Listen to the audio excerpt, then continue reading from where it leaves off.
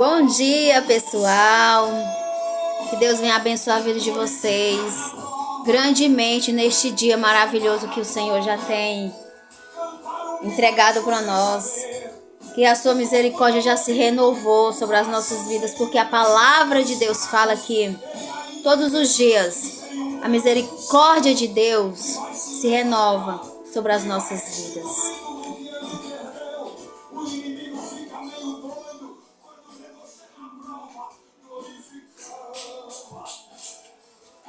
Baixar ali um pouco o som. Então eu quero deixar uma palavrinha para vocês nesta manhã. Já é 12 horas, né? Glória a Deus.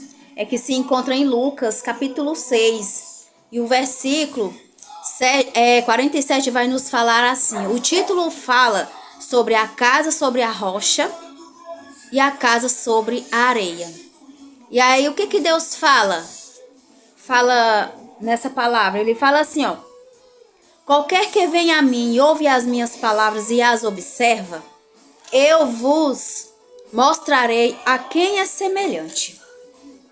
Quem ouve a palavra de Deus e a pratica, Deus ele compara o homem, ó, é semelhante ao homem que edificou uma casa, cavou e abriu bem fundo e pôs os alicerces sobre a rocha. Então, vindo a enchente, bateu com ímpeto a corrente naquela casa e não a pôde abalar. Por quê? Porque ela estava fundada sobre a rocha. Essa é comparada à pessoa que ouve as palavras de Deus, ouve o conselho de Deus, o mandamento de Deus e a cumpre. Deus, ele compara essa pessoa como uma rocha. A casa sobre a rocha. Porque nos fala a palavra que aquele homem, ele construiu a sua casa sobre a rocha. Né? Cavou bem fundo o alicerce. E veio a chuva, veio a tempestade, veio tudo. Mas aquela casa não caiu. O que Deus, ele compara o homem, a mulher, que ouve as suas palavras e pratica como uma rocha. Como a palavra de Deus diz, que é como os montes de Sião que não se abala, né? Deus ele compara o homem, aquele que tem a sua fé firmada nele, como uma rocha, que pode vir tempestade, pode vir luta, pode vir qualquer coisa, mas ele não vai se abalar. Por quê? Porque a sua fé está firmada em Deus. A sua fé ela não está firmada no homem aqui na terra. A sua fé não vai estar firmada no pastor da igreja, na irmã do ciclo de oração que está orando. A fé dela vai estar firmada só em Deus. E é em Deus mesmo que a nossa fé tem que estar firmada. Não é no homem, não é na mulher, não é em ninguém aqui nessa terra, mas somente em Deus. Por quê? Que a nossa fé tem que estar firmada em Deus. Porque quando vier as lutas, quando vier problemas, dificuldades difíceis de ser resolvidos, a gente não vai se abalar. Por quê? Porque a gente crê em Deus, que Deus ele vai ajudar, que Deus vai fazer com que aquela pessoa passe pela luta cantando o hino da vitória.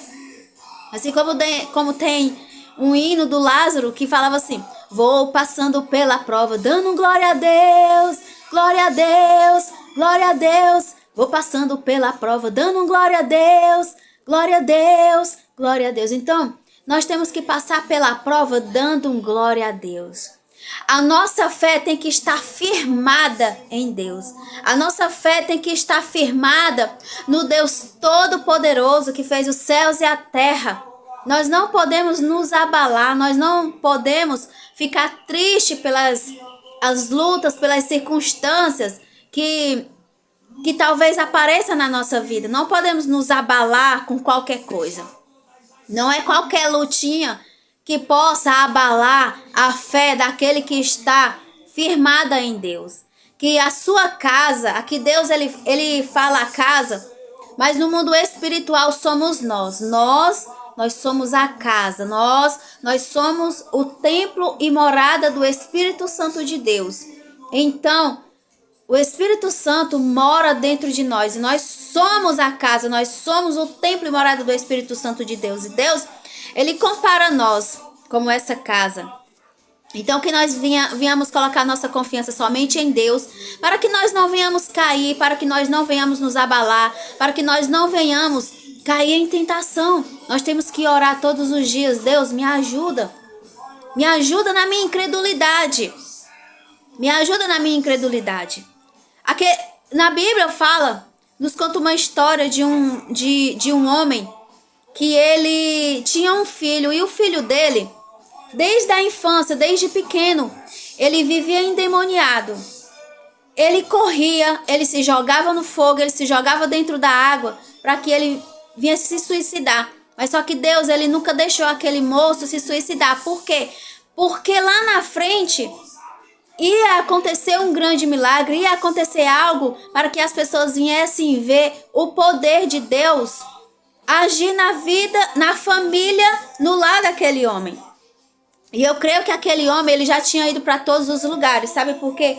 Porque quando ele chega até Jesus, ele clama por Jesus, né? Que Jesus o ajudasse. Jesus, se tu podes fazer alguma coisa por mim, faça alguma coisa por mim, tenha misericórdia de mim. Por que aquele homem falou isso? Porque eu creio, com certeza ele já tinha andado por vários lugares, tentando encontrar a cura para o seu filho, tentando encontrar a libertação para o seu filho. E Jesus, ele olha para aquele homem, vê que o clamor daquele homem foi sincero, e Jesus, ele falou: sim, mas eu te pergunto, tu podes crer?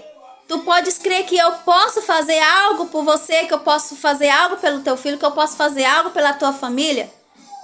E aquele homem, ele falou: sim, Senhor, eu creio, mas me ajuda na minha incredulidade.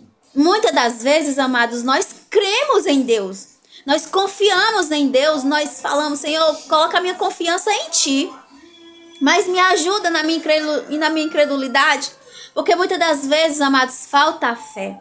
Nós estamos passando por algum problema, por alguma luta, e falta a fé em nós, sim. E aquele homem estava faltando a fé dele, porque ele já tinha ido em vários lugares e não tinha encontrado a libertação para os seus filhos, para o seu filho. E Jesus toca naquele menino e liberta aquele menino daquele demônio. E lá na frente, amados, quando chega em casa, os discípulos já tinham ido orar por aquele rapaz, mas os discípulos, eles não puderam fazer nada por aquele menino. E aí eles falaram: mestre, por que a gente não conseguiu expulsar o demônio daquele menino? E Jesus, ele fala assim: olha, essa casta, essas coisas não se pode se expulsar com coisa alguma, a não ser com jejum e oração. Então, amado, muitas das vezes na nossa vida, há muitas coisas que só pode ser resolvido com jejum e oração. Vocês não têm noção do poder da oração, o poder do jejum. Então aquele homem, ele recebeu a bênção para o teu lar. Nesta manhã não é diferente para mim e para você, Jesus. Jesus, ele pergunta para mim, Jesus, ele pergunta para você: ei, tu podes crer? Tu podes crer? Se tu creres, verás a glória de Deus. Se tu creres, tudo é possível. Tudo é possível aquele que crê. Então creia. Confia no Senhor. Não venha fazer como esse homem que edificou a sua casa sobre a areia, porque ele achava fácil construir aquela casa na areia. Ele não ia cavar fundo, ele não ia ter esforço para cavar, mas ele ia ter facilidade para construir a sua casa. Não faça como esse homem que construiu a sua casa na areia, mas faça como esse homem que construiu a sua casa sobre a rocha. Porque você construindo a sua casa sobre a areia, vai vir as lutas, vai vir as dificuldades, vai vir a tempestade e você vai cair, você vai desmoronar, você vai sofrer. A sua fé já não vai ter mais fé, já não vai mais existir mais fé. Por quê? Porque você tem construído a sua fé sobre a areia, sobre o nada. Você apenas lê a palavra, mas você não pratica. Você não medita. Você vai para a igreja E chega lá na igreja e você fica conversando com um e com o outro, fica observando a roupa de um, observando o cabelo de outro. Deus não quer isso da gente. E é isso que você constrói a sua fé sobre a areia. É você indo para a igreja e você não louvar o Senhor ou prestar a sua adoração devida a Deus. A construção da fé sobre a rocha é você meditar na palavra, é você orar, é você jejuar, é você crer no poder da oração, é você crer no poder da palavra de Deus. Porque a palavra do Senhor é poderosa. Deus, Ele é poderoso para fazer infinitamente mais sobre as nossas vidas. Deus, Ele é poderoso por nós, amados. Deus, Ele é poderoso para fazer tudo na minha e na tua vida. Não importa qual é a luta. Todos nós passamos por lutas. Todos nós passamos por dificuldades. Todos nós passamos por aperto. Por coisas que talvez vai fazer com que nós venhamos nos abater na fé. Mas eu quero falar para você. Não desanima. Continue caminhando na fé. Não desanima. Continua crendo que Deus, Ele é poderoso. Ainda que a circunstância não, sabe? Ainda que para você ora e diz, não tem mais jeito. Para mim já não tem mais saída. Não, para você tem saída sim. Sabe qual é a minha saída e a tua saída? É Jesus. É Deus. Deus é quem é a nossa saída.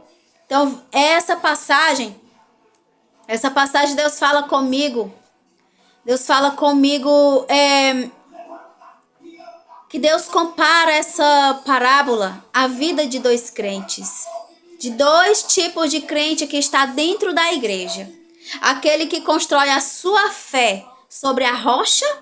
O que é a rocha? Deus. Ler a palavra, meditar, orar, jejuar.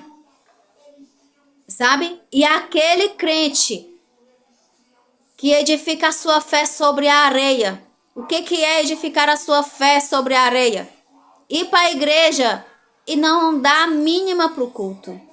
Não dá a mínima com que alguém está lá na frente orando, lendo uma palavra, trazendo um louvor, porque Deus fala através dos louvores.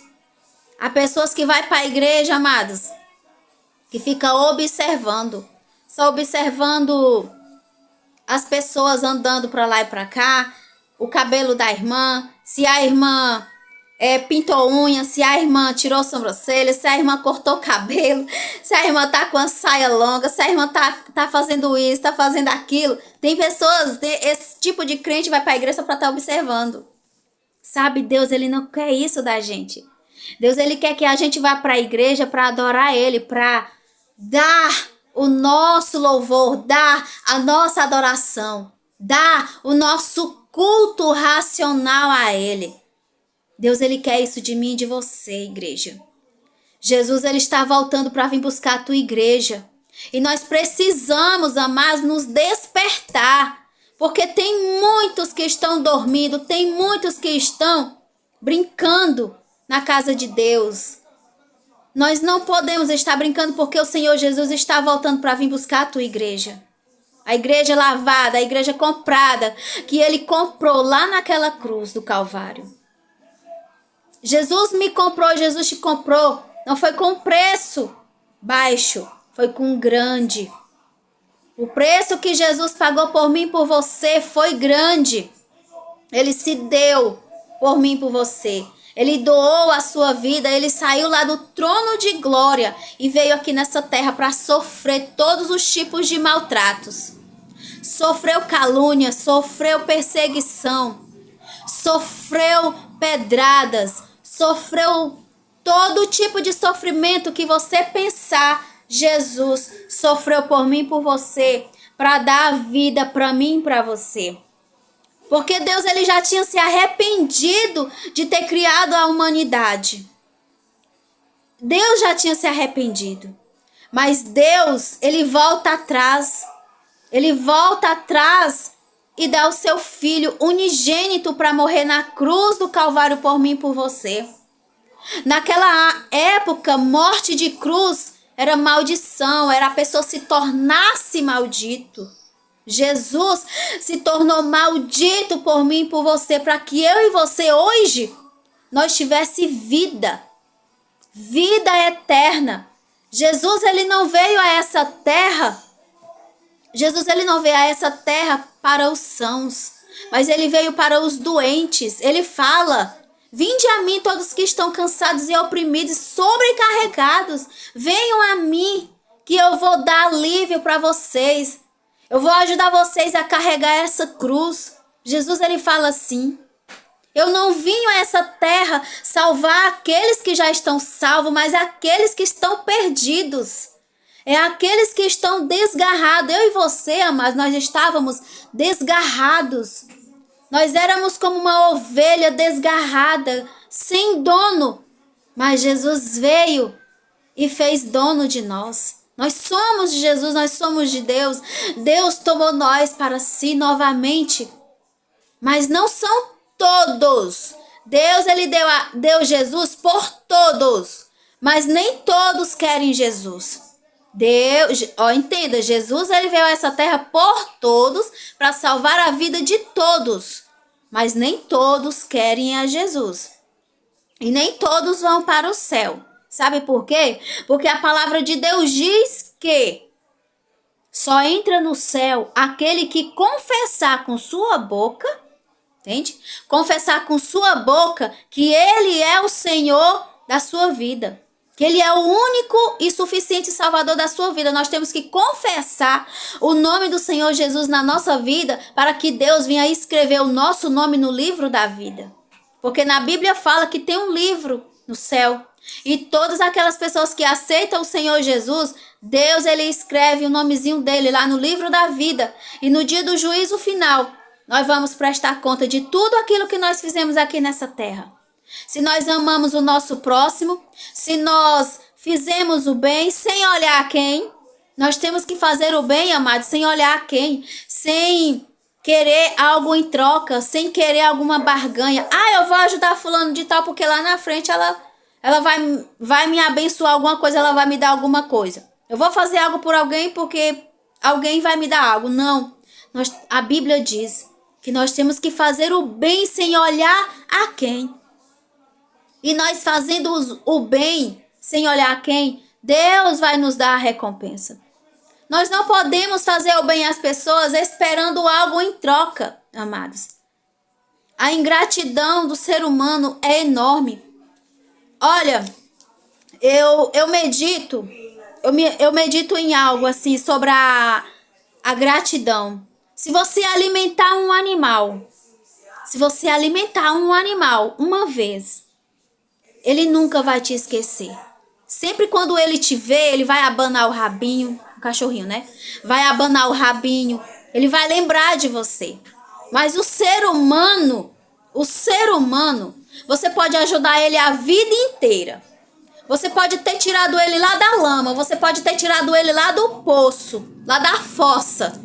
Você pode tirar ele da onde ele for. Você pode ter ajudado ele com roupa, com comida, com dinheiro. Ter feito essa pessoa homem de bem, mulher de bem. Ele vai, no dia em que você fizer algo que ele não gostar, ela não gostar, ele vira as costas para você, sem olhar, sem dizer nem obrigado. E vai falar até mal de você. Eu tenho um cachorrinho aqui. 2. Teve um cachorro que ele apareceu lá na calçada da minha casa e a gente cuidou. Ele estava ferido, a gente cuidou. E esse cachorro, ele melhorou. De vez em quando ele vem aqui em casa. E tem outro também que a vizinha cuidou e eu ajudei a cuidar. Ele não vai mais embora, ele está aqui com a gente. Então, eu comparo. Um animal é muito mais grato ao ser humano do que o ser humano com outro ser humano. Por que eu tô falando isso? Eu não sei. Não sei por que eu tô falando isso. Mas Deus sabe. E Deus, ele quer isso da gente. Que a gente aprenda a ser mais grato. Que a gente aprenda a ser grato com o nosso próximo. A amar o nosso próximo. Porque ele diz que ainda que você